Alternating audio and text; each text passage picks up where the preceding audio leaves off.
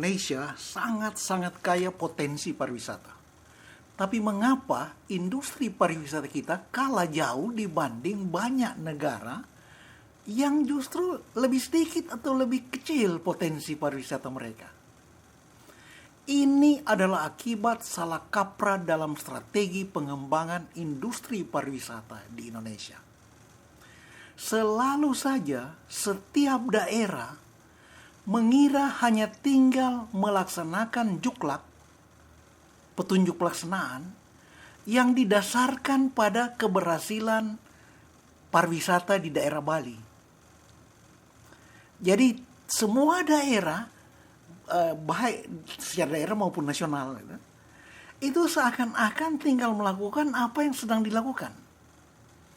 Tambah anggaran promosi, meniru sukses di Malaysia ya, tambah anggaran promosi dilipat gandakan sedemikian rupa.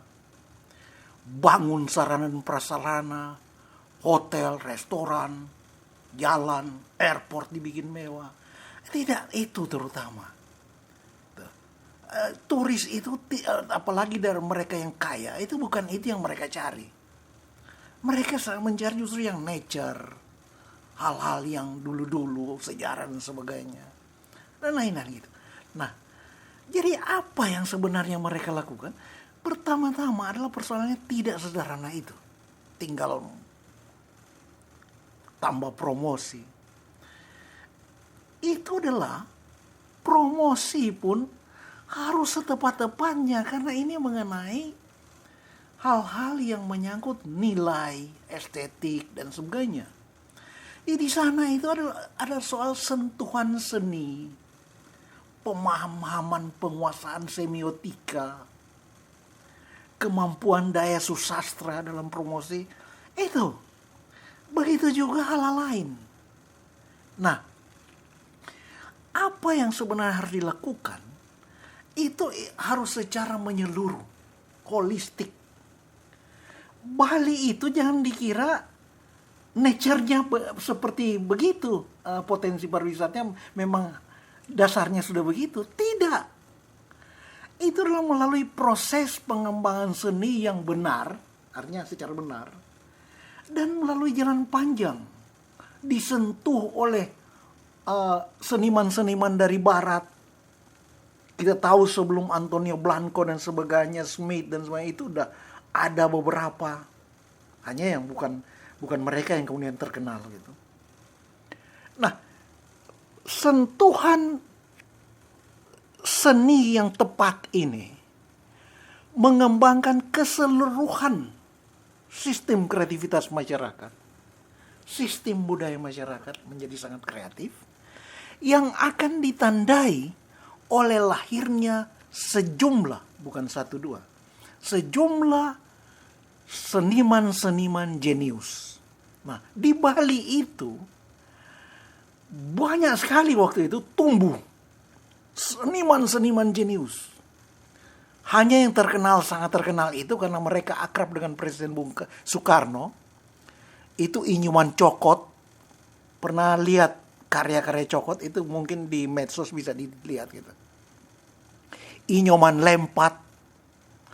Itu mereka, itu seniman-seniman jenius, dan mereka ada banyak. Nah, mereka itu sedemikian intelek karena terbangun sama-sama secara menyeluruh peradaban itu waktu itu, khususnya budaya. Itu Bung Karno kalau mengundang Inyoman Lempat ke istana, baik ke istana Tan Pak Siring di Bali maupun di Istana Merdeka, itu Lempatnya datang, Inyoman Lempat itu datang telanjang kaki, berdebu-debu. Kalau dia suka makan pinang, semprot sana sini biar di istana.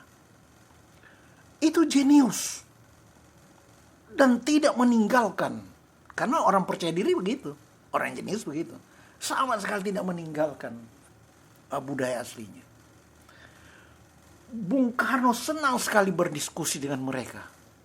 Nah, seperti itulah tanda-tanda satu masyarakat berkembang secara jenius, dan itu akan melahirkan satu totalitas impresi ketika ada orang orang luar melihat.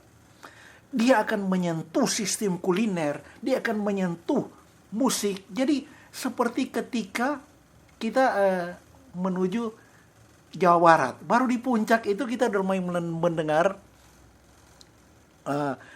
gending Sunda, seruling Sunda gitu. Jadi itu mulai membentuk satu suasana menyeluruh. Dan semua itu bukan baru ditempelkan begitu saja. Itu lahir dari dalam secara menyeluruh. Harus seperti itu dan tidak boleh kurang dari itu. Kalau tidak, berapapun anggaran dicurah, nol belaka, nil hasilnya.